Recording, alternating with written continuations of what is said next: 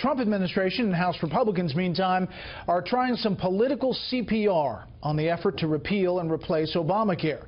And tonight, there's movement. A big meeting on Capitol Hill. The question now is whether changes in the bill will change the vote total that flatlined their first effort. Chief Congressional Correspondent Mike Emanuel tells us what's in the new plan and what's realistic tonight. There's been a renewed push to get a Republican health care package passed in the House by the end of the week, with Easter recess on the horizon.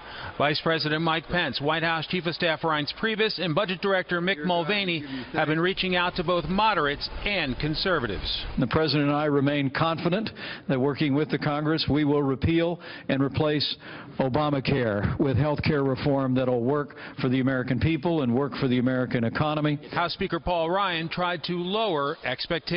I won't get into the details of these things other than to say that this is all about getting to the conceptual stage. We don't have a bill text or an agreement yet. One offer made to conservatives would give states an opportunity to seek a waiver of Obamacare regulations, including rules for guaranteed issue regardless of health status or age, essential health benefits, and offering plans at the same price to all.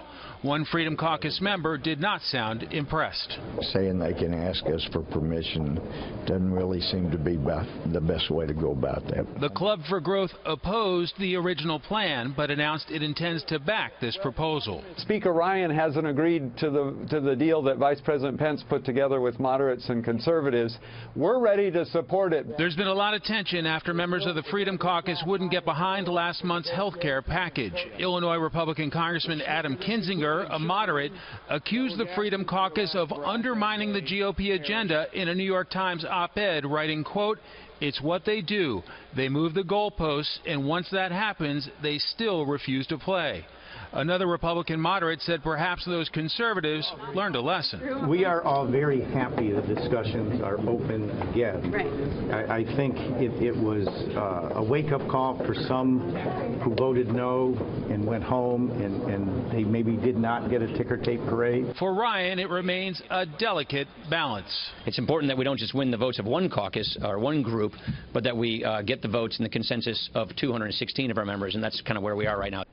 There is serious concern among GOP leadership types that this new, more conservative proposal has not gained any new votes so far, and it could risk losing votes from those who like the original proposal. The Vice President, the White House Chief of Staff, and the White House Budget Director are all due up on Capitol Hill this evening to meet with various groups of lawmakers and committee chairs to see if this all can be worked out. Brett?